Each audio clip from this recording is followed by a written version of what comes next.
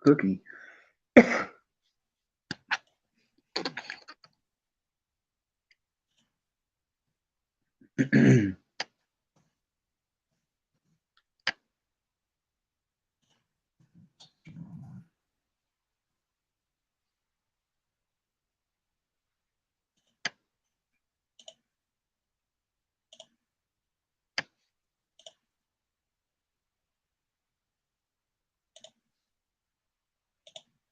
All right, it's up. All right, All right, Shalom. Shalom. First and foremost, before we begin this lesson, we're going to give all praises, glory, and honor to Yahweh, To Yahweh, Bahashem, Ba'ashem, Yahweh Yahushua, Shah. Bahashem, Chahakodash. Double honors go out to our apostles, elders of Great Millstone who rule and teach well. And Shalom, wa baraking to your brothers and sisters out there. The title of this lesson is The Elect Will Be Known, Especially in That Day. And what's meant by in that day is really when Jacob's trouble cracks off, because it's going to be made known. I mean, because it's already made known, really, through different things, and especially now as the persecution is arising, we can see which Esau is trying to do this, tactic where he throws out broad phrases to try to categorize a whole bunch of people, even if they all have different doctrines and beliefs. Like he'll try to, put KKK with Great Millstone, and it's like it doesn't even make any sense. But Mm-hmm. really, he does all that because he doesn't want to make it blatantly obvious who the men of the Lord are. So what you Mm-hmm. know based off of that is whoever the men of the Lord are, they're being demonized. So they're in that category. Then you got to look at and examine doctrines. You got to examine who's, providing evidence. We know the KKK have no biblical knowledge. They're just a bunch of, mad Edomites. But Mm-hmm. then you got Great Millstone, who is teaching the scriptures, going into the Hebrew, going into the Greek, not bringing out hate, just bringing out the word of God, who the world, especially the country of America, proclaims to worship. They're bringing out that word, and for that they're being demonized. Where they haven't raped no little girls, they haven't lynched no Edomites, they haven't done any sort of criminal activity, but yet they're being regarded as terrorists. That's a red flag. Mm-hmm. So if you use critical thinking skills, which is something a lot of people don't fucking have, let's just be honest, then you'll be able to narrow it down and figure out who the men of the Lord are, who the elect, the hopeful elect are. Now you can go ahead. Do you want me to read the whole thing? No, no, just get some key points and phrases, that they bring out, or that they say. It's like in the first two articles. You can just read a little bit, yeah, to get a good reason or point to the reason why we bringing this out. Well, this is the one on Newsbreak. It's from LA, and it says DHS, which is Department of Homeland Security, issues nationwide terrorism threat bulletin.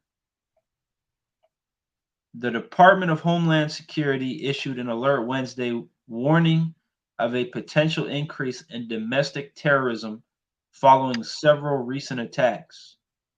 The nationwide law enforcement bulletin raises concerns of possible threats by domestic extremists toward the Alphabet community, the Small Hats, and other communities. And it's funny how you list two and then you say other communities, meaning you don't have anything else. Mm-hmm. That's funny because usually when somebody says etc. or other and then some, they list like Mm-hmm. 3, 4, 5 different things. You gave two and then said other because you don't have shit else to say.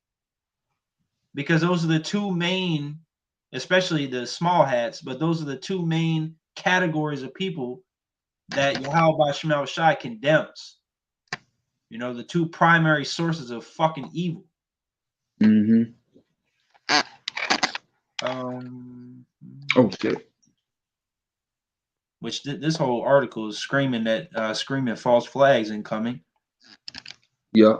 But because once again, no member of Great Millstone or anybody that believes on the sound doctrine of Yahweh Shemel Shai is performing any criminal activity or carnal activity for that matter. No brother is engaging in fist fights. You know, the scriptures condemn that. Now we agree with self-defense, but that's where it ends. We're not going out shooting at Edomites, burning Muslims' houses down. We're not doing that. So chill the fuck out. That, I mean, honestly, unless you sent another article, this is all there is. It's just this little patch of, it's like a paragraph basically, or two. Oh, well, all right. So basically, with this coming out, you know, and this is really other articles too that signify what they plan on doing, and basically they want to link us up to so-called terrorism, you know. So the sit down is about the ones that stood stiffly for the Lord, the elect being known. Why? Because they didn't give out in the times that's coming. You know, when the persecution arise or arise, you know, the elect is not going to be in the fold. You know, so I'm gonna read this Revelation 2 because Esau Edom eventually. No, I'm sorry. Second Ezra 16, and I'm gonna start at verse 70. It says, "For there shall be in every place and in the next cities a great insurrection upon those that fear the Lord." So that's ultimately talking about the Israelites. All right. It happened in the past and it's going to happen again, you know, dealing with the Romans and so forth. But more so in this time that's coming up during the time of Jacob's trouble. All right. We always suffer persecution, but it's going to be like a time no other. All right. And that's why we tell Jake to get themselves prepared. You know, basically to lean upon Yahweh Shai. That's what I meant by prepared. You know, because we're going to need that. Because Esau Edom, he's going to come with that great wrath. All right. He know that this is his last time, and we're teaching his downfall. We're prophesying his downfall. All right. So it's against him and it's against other nations, and they're going to be pissed. All right. It says, they shall be like madmen, sparing none, but still spoiling and destroying those that fear the Lord. So that's plain, man. It says, for they shall waste and take away their goods and cast them out of their houses. So that's about to happen. It's certain not declarations, what's it called? Oh shit. It's certain bills that they have, forgot what it's called, but basically they can take away your car, your house, you know, in the NWO, that's what's going to happen. You know, when Esau attempts to fulfill his NWO, that's what's going to happen, man. You know, we need to be like pilgrims in that time. It says, then shall it be known who are my chosen, and they shall be tried as the gold in the fire. So you're gonna be tested. You claim that you a Hebrew Israelite now, everything's still good. But when the Lord starts stripping your goodies away, are you still going to proclaim your heritage? Are you still going to call upon the Lord? Many of you not even really doing that. You calling upon Jesus and God, Hashem, or Yeshua, and that's not it, man. You know, it says, let me see. It says, "Hear, O ye my beloved, saith the Lord, behold, the days of trouble are at hand, but I will deliver you from the same." Who is that? That's the elect, the ones that's going to be purified, man. And so I'm going to go to this Revelation 2 and 10. It says, "Fear none of those things which thou shalt suffer," because the Lord didn't give us a spirit of fear. "Fear none of those things which thou shalt suffer. Behold, the devil, not no nigga, not no red nigga with a pitchfork. This devil, I believe when you go into this word, it says, the man coming in the works of Satan, which is Esau Edom, shall cast some of you into prison that ye may be tried." You're gonna be tested, and I ain't gonna say. I'm gonna keep going. "That ye may be tried, and ye shall have tribulation 10 days, which is a certain amount of time." All right, don't expect for you to be locked up for 10 days and the Lord get your ass out. No, it can be 10 days, 7 days, 1 day, 2 day, an hour. Who knows? The main thing is, the main point is that you're being tested. The Lord's going to test if you really with him. Have tribulation 10 days, Be thou faithful unto death, and I will give thee a crown of life. And you can read about that in the second Esdras, which I'm going to get after the brother get his precepts about the ones that stood so stiffly for the Lord, and he put crowns on their head, forever crowns. These crowns will not ever be taken off again, like in the past, man. We was in power, and the crowns are snatched off our fucking heads, and it ain't gonna happen no more. And this is in red. So Yahweh Shai is gonna do this. You got something, brother? Yeah. Isaiah 59 and 15, it says, Yea, truth faileth, and he that departeth from evil maketh himself a prey. And Yahweh saw it, and it displeased him that there was no judgment, which that Mm-hmm. already happens. Now it happens in a spiritual sense. Satan attacks you. He tries to, like Yahweh told Peter, told the apostle Peter that Satan desires to sift you like wheat, desires to have you. So we already have spiritual forces coming against us when we come into this truth, because that wicked, evil nigga, that the old man has been taken off of us, or is being taken off of us, and because we know it's a process. We're really never going to fully be in the new man until we get that new body. We're going to constantly be dealing with the flesh, but we take more and more of that old man away every day. But then in a physical sense, when that time comes for that persecution, that Revelations 12 and 12, when he comes down with great wrath, that's when it's going to be evident as well that we're going to be made a prey, because we don't want to follow the ways of this world. But then especially when the New World Order comes out and it gets to the point where the Revelation 13 comes, the MOTB, the CHIP, and that's mandated. We already seen what happened when we refused to take the juice, and that's the juice. That's nothing like what the CHIP is going to be like.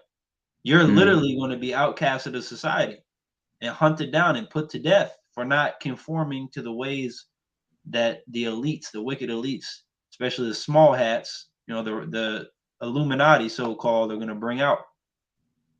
So then I guess I'll just re-up with this right here. Revelations 14 and 4, because that's how you're going to know the elect, because they're going to stand bold. Just like Eleazar in Second Maccabees 6, and then the woman, the mother and her sons in Second Ezra 7. The elect, that embodies the spirit of the elect, willing to endure torment and torture, than to essentially become a traitor, commit treason against the Lord. So Revelations 14 and 4, these are they which were not defiled with women. It's talking about the elect, and the women is philosophies. Once they come into this truth, they don't deal with any other doctrine. It says, for they are virgins. These are they which follow the Lamb, Yahweh Shai. That's Yahweh Shai, the Lamb, whithersoever he goeth. These were redeemed from among men, being the first fruits unto God and to the Lamb. So they're not going to conform to the ways of this world, no matter what. We already receive Howrat is ever of the elect. Let's throw that out there. But we already receive friction from the world by not conforming to its trends and its different vile ideologies that it pushes out there. So how much more when the NWO is in full effect? It's going to be like also during the time of Daniel, when the three friends, the three holy children, Shadrach, Meshach, and Abednego, which that was their slave names, when they didn't want to bow down to that statue. We've already, like it says in Ecclesiastes 1 and 9, there's nothing new under the sun. The device itself is new. There's never been a microchip in the past. But the idea of a heathen nation, especially Edom, during the time of the Greeks, forcing the Israelites to conform to heathenistic customs, that's always been a thing. That's been happening time and time again. And then you have Israelites that won't bow, like the Lord says, 7,000 that won't bow to the image of Baal. And they'll get put to death, or they'll get persecuted. They may not die, but they're going to get persecuted. They're going to get, they're going to become extremely uncomfortable to continue to serve the Lord in inconvenient times. Well, inconvenience. So that's like what the brother was going into. You got guys that are on you know, they're coming straight out the horse's ass, horse shit, you know. And then in that time, they're just gonna, you got people that are just gonna fold. They're not really down for the cause, and we're really gonna see that. Because don't think, you know, that once Jacob Trouble pops off and just because you still believe, or I'm of the elect. No, there's going to be a lot. If there's a lot of people, well, not a lot, but if there's people falling out now, when you know you're getting a check next Friday, and you know you got the brothers to lean on when you need help and all this other stuff, and they're falling out, how much more in that day when they ain't got shit? They can't call the brother on WhatsApp. They ain't getting no damn check. They a pilgrim. You know, there's certain men that you're not even gonna know until the kingdom. Find out in the kingdom that he folded like a bitch. You're not gonna find that out. You know, so that's why we really just gotta constantly pray and fast, because this is, like it says, a time like no other. All right. That was all I had. All right. I wanted to get in. Well, I wanted to get this real quick because this is what's, this is what we go through on a daily basis. Uh, this is Ephesians. Let me see, 6:12. It says, "For we wrestle not against flesh and blood, but against principalities and powers. Oh no, against powers, against the rulers of the darkness of this world, against spiritual wickedness in high places." So that's what we're dealing with. Jacob's trouble is full of that. Of course, we might have to actually put down that, Edomite or wicked Jake, but really, it's all through the spirit, on what's going on. It's going to be even more spiritual things happening. So it's important that we move in the spirit. And it's easy to say that now, but that's what the whole testing process is about. We ain't going to seek to arm ourselves with no fucking gun and go at it with the troops when they come in. You know, that's not on our mind because we know that Yahweh Shai, he's the weapon of our warfare. Yahweh Shai is the weapon of our warfare. That Psalm 144, the Lord teach our hands the war. That's actually going to happen. But we got to wait for the Lord. That says Zephaniah 3, wait ye upon me till the day that I rise up to the prey, man. We're not going to deliver ourselves. All right. Now, if you got to use a pistol or something to, defend yourself for a short amount of time, hey, I'll be, but pray to Yahweh Shai first. Don't depend on your own strength. So this is the second Esdras 2, and this is going into the elect. All right. Let me see. I'll get the main point. Damn. I started second Esdras 2:41. It says, "The number of thy children whom thou longest for is fulfilled. Beseech the power of the Lord, that thy people which have been called from the beginning may be hallowed," or holy. So it's a people of Yahweh Shai that's chosen. Or you have the nation of Israel, then you have the elect amongst the nation. Those are the ones that's been called from the beginning. To what? To go through this fiery trial, to be chosen, to be tested, to be crowned. All right. And through us, Lord will, that's us, the rest of the nation will come forth in righteousness. No more wickedness. All right. That's why this is so important. And a lot of Jakes, they have issues with the elect. All right. This one guy I was talking to, I think it was like 2 years ago, and I was talking about the elect, and shit, everything else he agreed with, but when it came to elect, he had a problem, man. And so most likely he's like the house of Saul, he's not the house of David. But anyway, it says, I Esdras saw upon the Mount Zion a great people whom I could not number, and they all praised the Lord with songs. And in the midst of them, there was a young man of a high stature, taller than all the rest. This is Yahushua. Like how I said that in Revelations 2, he's going to put crowns. Damn, I butchered it, but let me go back real quick. Yeah, Revelation 2, at the end, it says, "Be thou faithful unto death, and I will give thee a crown of life. So that's Yahweh Shai. We keep reading. Uh, yeah. And in the midst of them, there was a young man of a high stature, taller than all the rest, and upon every one of their heads he set crowns, and was more exalted, which I marveled at greatly. It says so. Yeah, I gotta read on down. So I asked the angel and said, Sir, what are these? He answered and said unto me, These be they that have put off the immortal. That have put off the immortal. That have put off the mortal clothing and put on the immortal, and have confessed the name of Yahweh Bashim Yahushua. Now are they crowned and receive palms. So we are confessing the names of Yahweh Bashim Yahushua. You know, like with the scripture the brother brought out, who shall stand up for me against the evildoers? Well, Lord will, we've been chosen to do that job, you know? And so you got to confess the name of the Lord. And that's another thing. The name of the Lord is a defense. Yahweh Hashem, Yahweh Shai is a defense. We don't use those names to get uh, uh, certain things we want. It's not about that. We use those names for protection, for guidance, for a hedge upon ourselves, man. And the Lord deserves His praise. And, shit, that's all I got on that. Yeah, actually, I got one more, Salakia. I go down to verse 47. It says, So he answered and said unto me, It is the Son of the Most High, whom they have confessed in the world.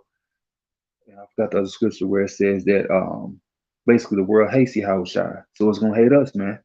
So know what you're getting involved. I'm not getting involved. Know what you're getting into. It says, Then began I greatly to commend them that stood so stiffly for the name of the Lord. So that's what it's about. It's about Yahweh Shem Shai, and it's not just about ourselves.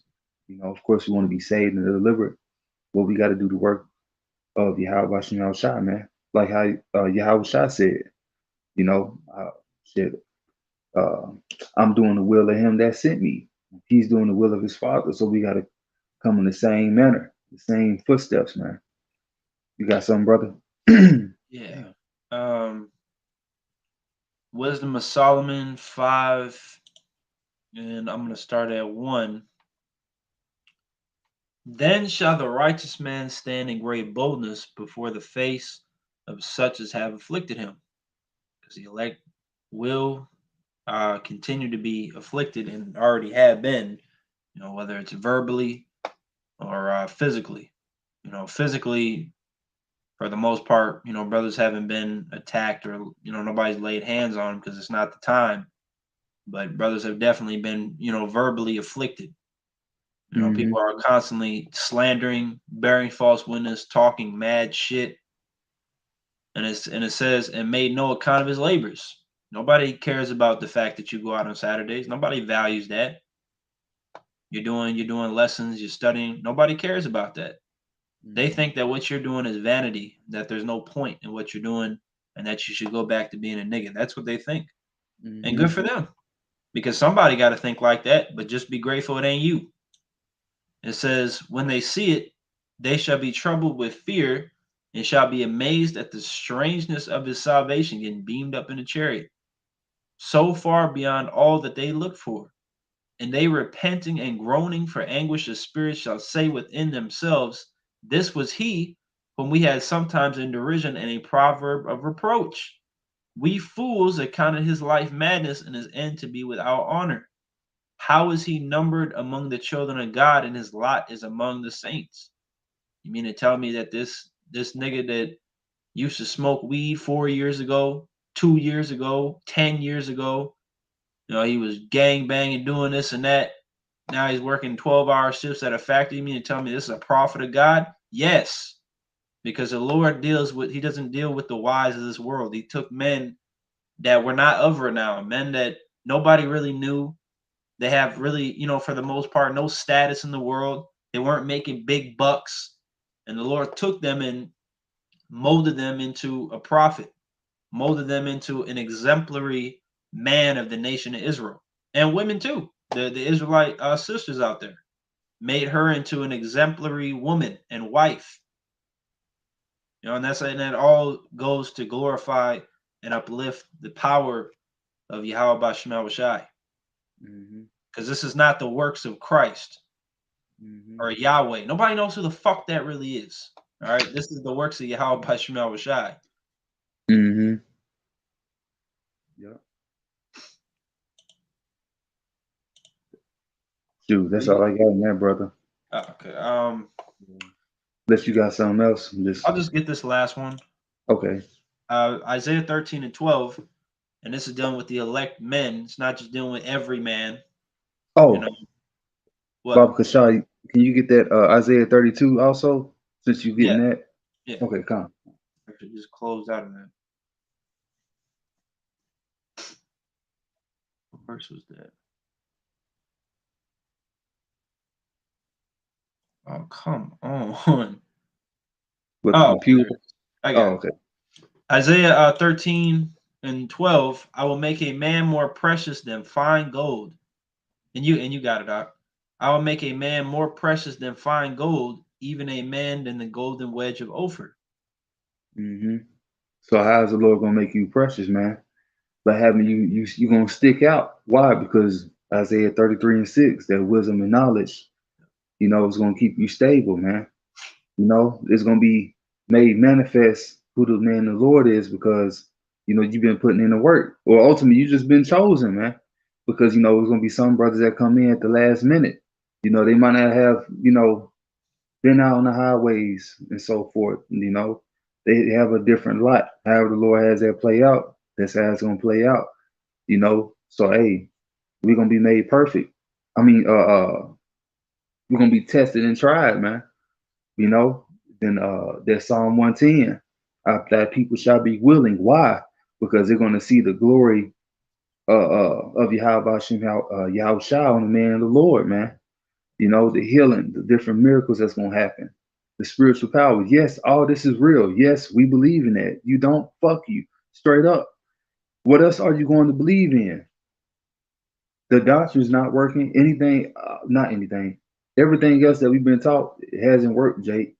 This is the only way out, and this is the only thing that makes sense. Yahweh Hashem Yahushua is the only thing that makes sense, man. So the Lord's gonna make his man perfect, man, through the fiery trials.